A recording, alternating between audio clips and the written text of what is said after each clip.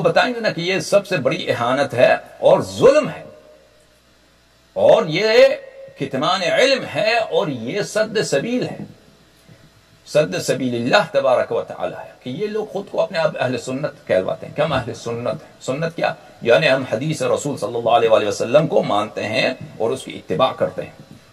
اگر آپ اہل حدیث ہیں، حدیث قرآن کی طرح وحی کی ایک قسم ہے، بلے فرمایا کہ بسم اللہ الرحمن الرحیم وما ينطق عن الهوى ان هو الا وحی یوحى علمه شدید القوى صلی اللہ علی رسول اللہ وعلی اطرته، کہ رسول پاک صلی اللہ علیہ وآلہ وسلم کے دہان مبارک سے جو بھی الفاظ نکلتے ہیں وہ صرف وحی الہی ہوتی ہے۔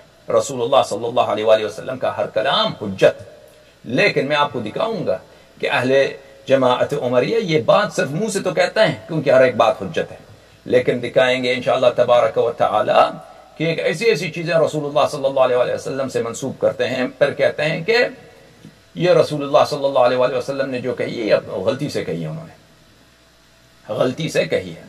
تو میرے معزز ناظرین، یہ کتاب ہے صحیح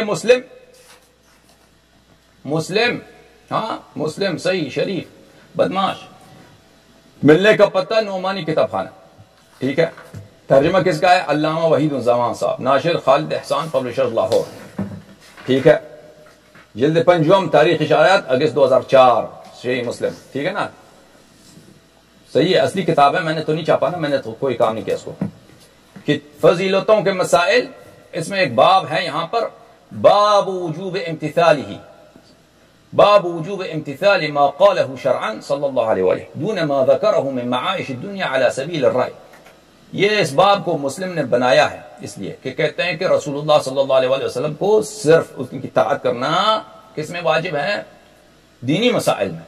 دنیاوی مسائل میں وہ اپنے سے کچھ کہہ دیں، اپنے آپ سے اپنی فکر سے کچھ کہہ دیں تو اس کا اطاعت کرنا، رسول پاک صلی اللہ علیہ وسلم کی اطاعت کرنا واجب نہیں ہے، فرض نہیں ہے۔ دیکھیے کیسے ترجمہ کیا ہے انہوں نے، باب آپ صلی اللہ علیہ وآلہ جو شرع کا حکم دیں اس پر چلنا واجب ہے، اور جو بات دنیا کی معاش کی نسبت اپنے رائے سے فرمائیں اس پر چلنا واجب نہیں ہے، ٹھیک ہے نا۔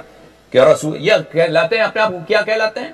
کہتے ہیں کہ ہم اہل سنت، رسول پاک صلی اللہ علیہ وسلم نے جو فرمایا اس کی اتباع کرنا واجب ہے۔ جھوٹ کیوں بولتے ہو؟